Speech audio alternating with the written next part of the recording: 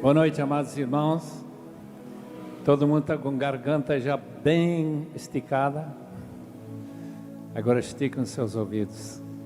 Queremos abrir a palavra de Deus. Os irmãos sabem qual é a coisa mais importante do mundo? Claro, é Deus. Deus é aquele que é mais importante do mundo. Mas o que há acerca de Deus que é o mais importante? É isso que nós queremos tratar nesta noite.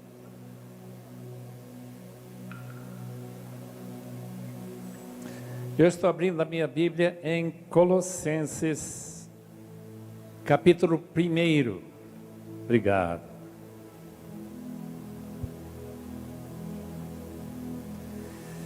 Que alegria em vê-los todos reunidos aqui, com um propósito para glorificar a Deus.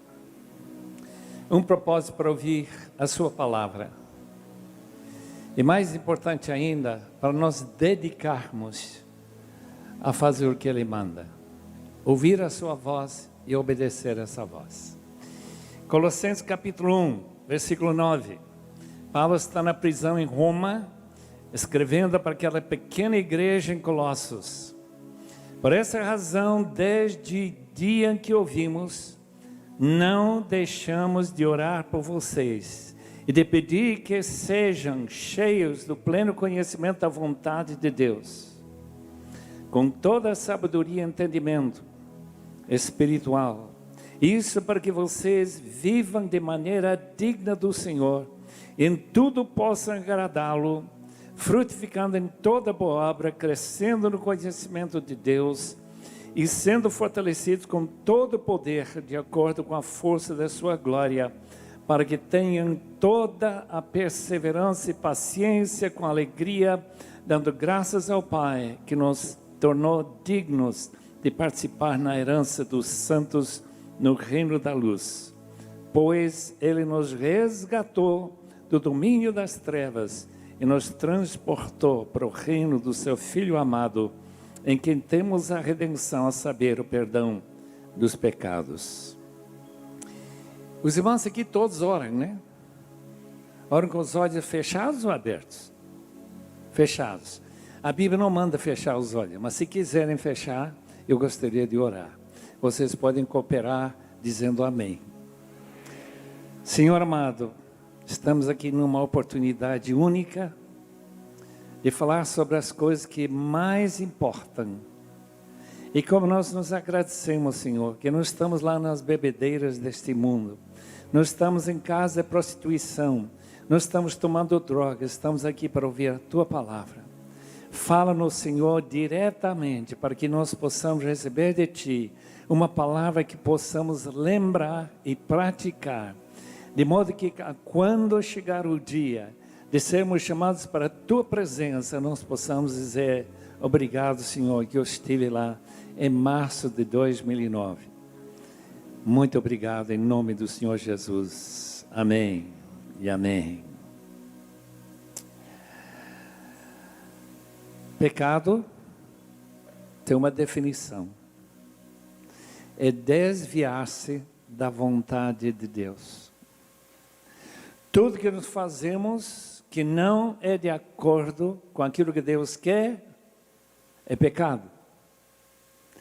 Portanto, já que todos nós já nos desviamos dessa vontade perfeita de Deus para a nossa vida, temos pecado.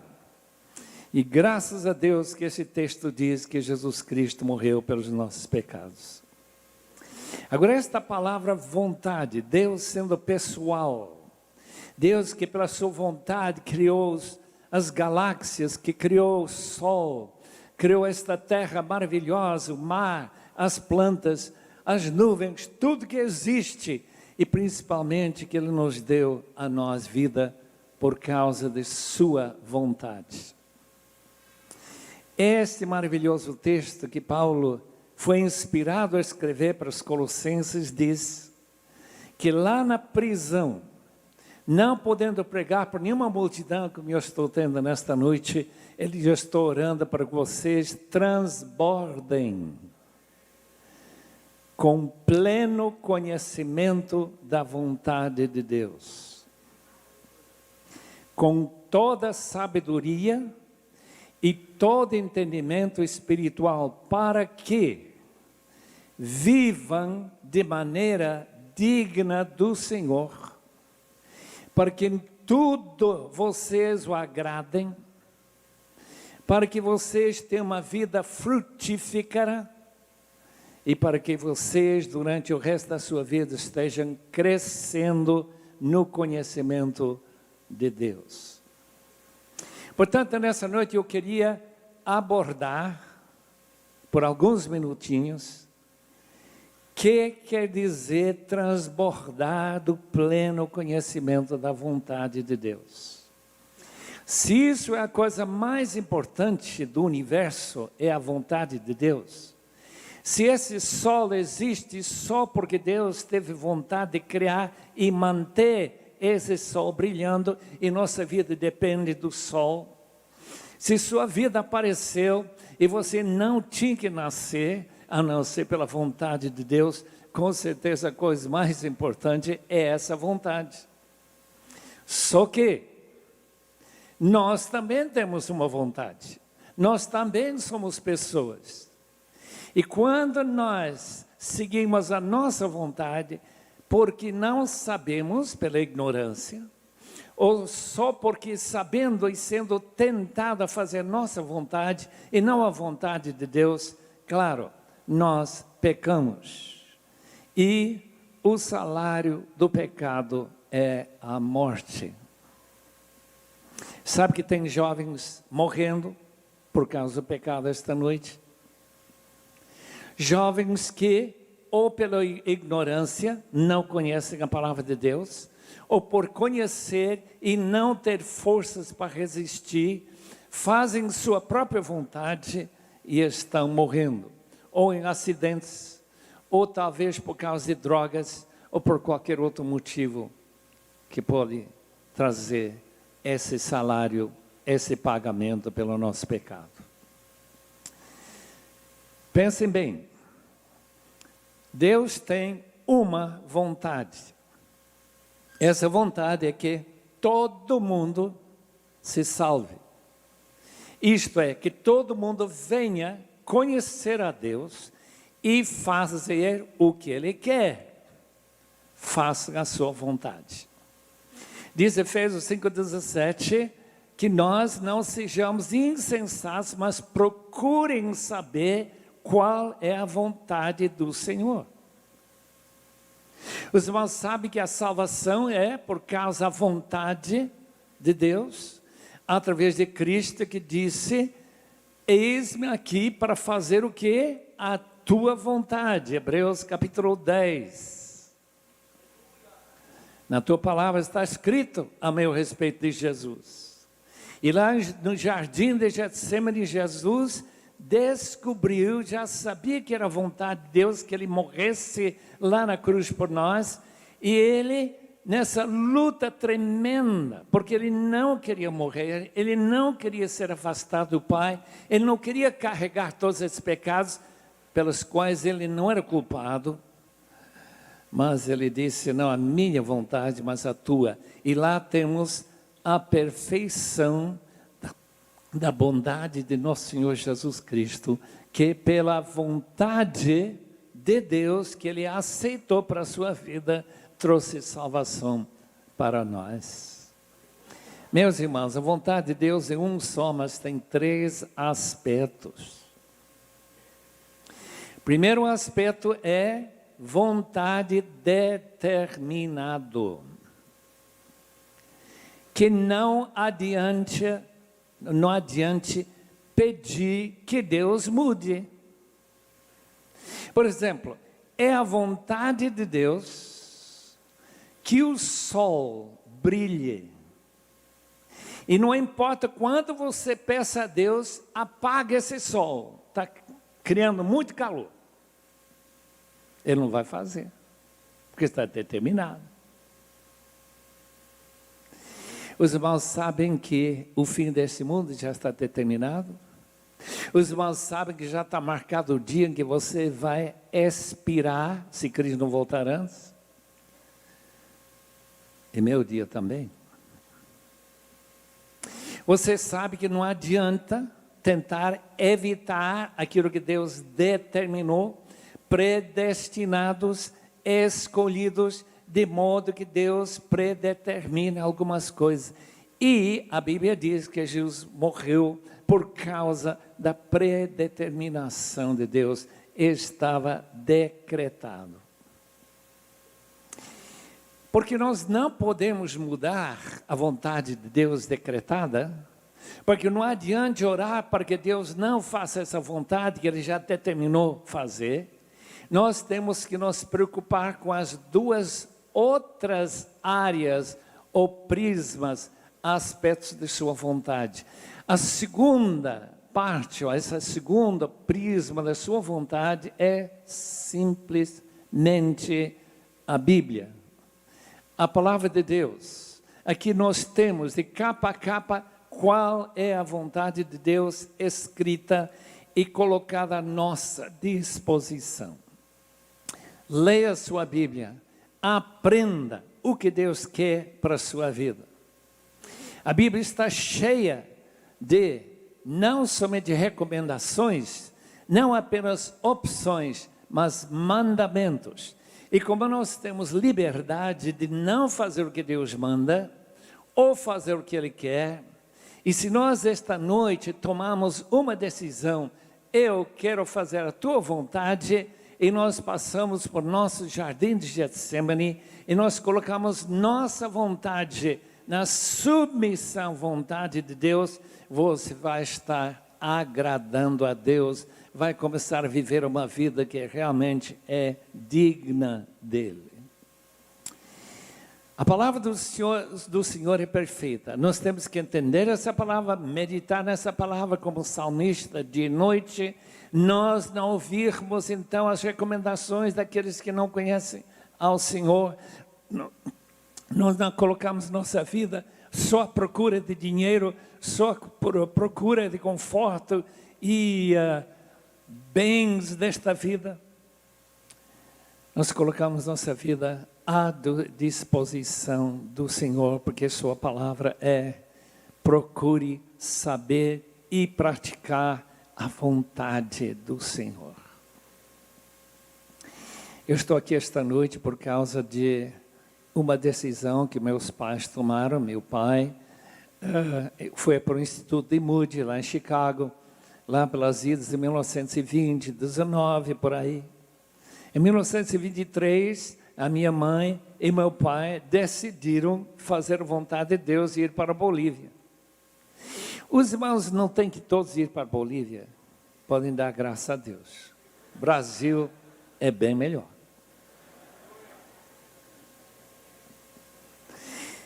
Deus não mandou todo mundo ser missionário. Portanto, tem um outro aspecto da vontade de Deus que é fundamental para cada um de nós.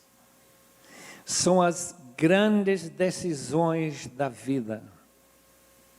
As decisões como esta: qual é a carreira que Deus quer que eu siga?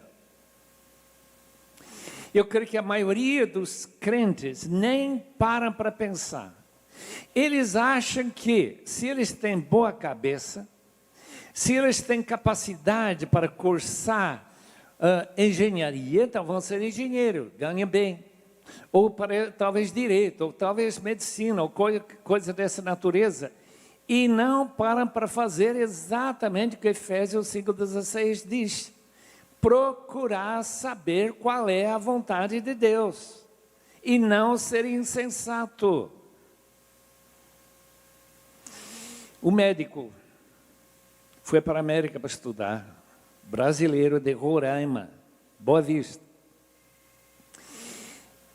Voltou cheio de si, cheio daquele: eu estudei em uma das melhores escolas do mundo, e todo mundo olhando para ele como se fosse um semideus. Uma noite de festa, quando ele estava já marcando seu noivado, ele começa a zombar da igreja. E meu amigo, pastor Antônio Paulo, disse: doutor, o senhor pode falar o que quiser a meu respeito, pode falar o que quiser a respeito da minha igreja, mas se você está mostrando falta de respeito pelo meu Senhor, tome cuidado. Acabou a festa.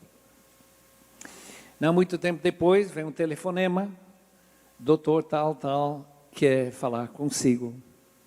Ele foi para lá, ela estava deitado na cama, diz: pastor, talvez eu nunca ande mais. Veja lá. Que vale todo aquele estudo que eu fiz na outra América. Há 5% de chance que uma operação na minha coluna vai me permitir andar novamente.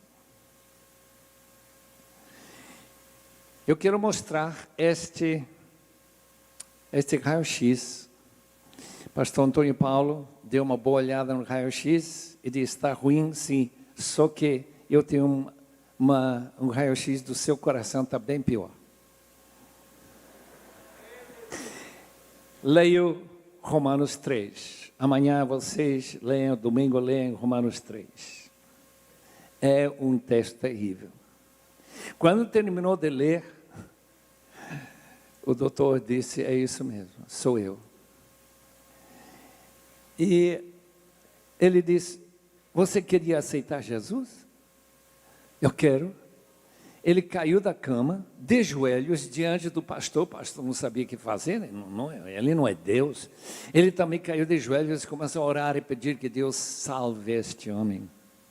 E ele então se arrependeu dos seus pecados. E aquele que nunca pensou em pedir a vontade de Deus, se ele era para estudar medicina ou não, agora tem sua vida debaixo da vontade de Deus. Se vocês vão para o Roraima, for tratar por esse cirurgião, vai descobrir que no dia seguinte ele telefonou ao pastor e diz: alguma coisa muito estranha ocorreu, eu não tenho mais dor. Ele nem pediu ser curado, mas Deus foi misericordioso. E aquele que nunca pediu saber qual era a vontade de Deus para a sua vida, recebeu a vontade de Deus para a sua vida, para ele poder falar para cada paciente que aparece no seu consultório, que ele fala lá no hospital do Senhor Jesus, que mudou e salvou sua vida. Por quê? Porque Deus é tremendamente gracioso conosco. Eu não sei qual a vontade você tem para a vida, o que você pretende ser. Talvez você vá ser um missionário.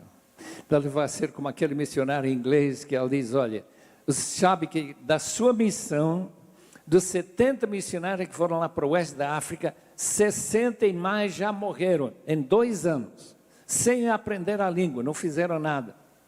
E você vai lá para morrer. Ele disse: se eu tivesse 1000 vidas, eu daria todas elas para evangelizar os negros da África. Isso quer dizer, chama vontade, meu filho. Número 2. Um dos meus heróis, quando eu era pequeno, eu li a biografia de John Peyton. John Peyton ia para a ilha das Novas Hébrides, no sul Pacífico, onde todo mundo era canibal. Os seus antecessores, 2 missionários, antes do barco ir embora, depois de deixar eles ficarem lá para evangelizar aquelas ilhas, já tinham sido mortos e cozidos por aqueles índios, aqueles indígenas. E você vai para lá, John. Você é estúpido demais. Aquele jovem olhou para aquele velhinho, mais ou menos de minha idade, e disse: ô senhor Dixon, dá para ver pela sua idade, não vai demorar muito para você deitar num caixão e ser comido por vermes. Agora, ser comido por vermes ou por canibais não faz nada, diferença nenhuma para mim. E Deus preservou a vida daquele homem. Que coragem! 4 anos, ameaçado todos os dias de morte. E Deus preservou até com anjos aparecendo em volta dele. E essas ilhas, hoje, todos cristãos. Por quê? Por causa da vontade de Deus. É por isso que Paulo está orando para aqueles colossenses. Ele não está orando para si mesmo, ele é prisioneiro, ele não está dizendo, olha por mim, eu estou aqui sofrendo, não estou comendo churrasco todo dia, não. Aqui é ruim demais. Vocês não podem imaginar que era uma prisão em Roma. Mas vocês têm liberdade para buscar essa vontade.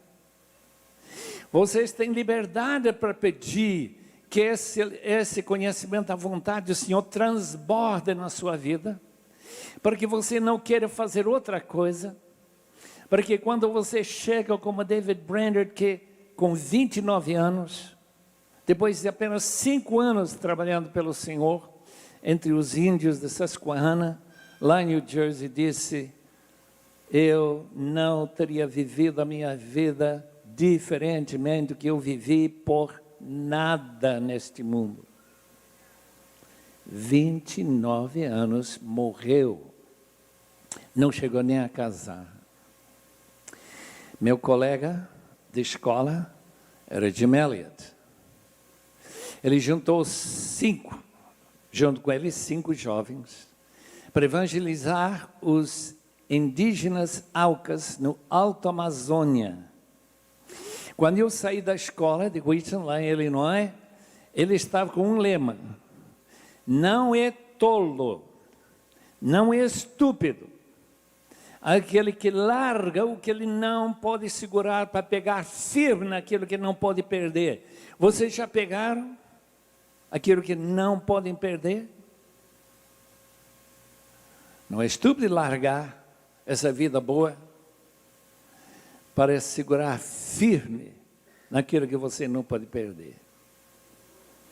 6 anos depois, eu vi os manchetes e lá estava fotos do meu amigo, colega da minha classe, flutuando no rio Curaray.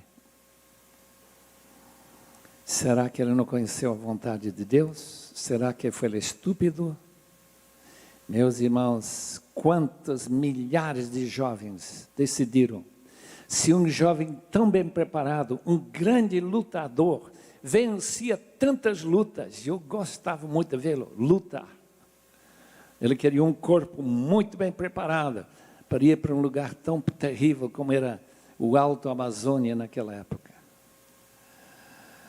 6 anos depois, seu corpo flutuando no rio, e uns 44 anos depois, aparece um dos índios que o matou lá à frente de 10.600 evangelistas em Amsterdã, naquele último congresso de Billy Graham. Lá está um daqueles que matou esse jovem. Por quê? Porque vale a pena conhecer e fazer a vontade de Deus. Para quê? Para viver dignamente do Senhor, para agradá-lo em tudo, mesmo que você nem saia do Brasil, para que sua vida seja uma vida frutífera, assim diz o versículo 10, e para que você fique sempre crescendo no conhecimento de Deus. Que esta noite seja memorável para vocês, como vai ser para mim, porque em toda a minha vida eu não tive um auditório exatamente como esse. Já tive uns auditórios quase como esse, mas esse não. Portanto, vai ser quando nós reunimos novamente lá na presença de Deus. Eu quero ver todos vocês lá. E ouvir a sua história para a glória de nosso Deus. Vamos orar. Muito obrigado, Senhor, por uma noite marcada como essa. Muito obrigado por aqueles que organizaram. Muito obrigado àqueles que estão apresentando músicas que te agradam e te glorificam. Mas, acima de tudo, nós também ecoamos a oração de Paulo, para que todos os teus filhos aqui transbordem do pleno conhecimento da vontade de Deus. Em nome do teu Filho amado, que salvou-nos através da tua vontade. Em nome dele. Amém.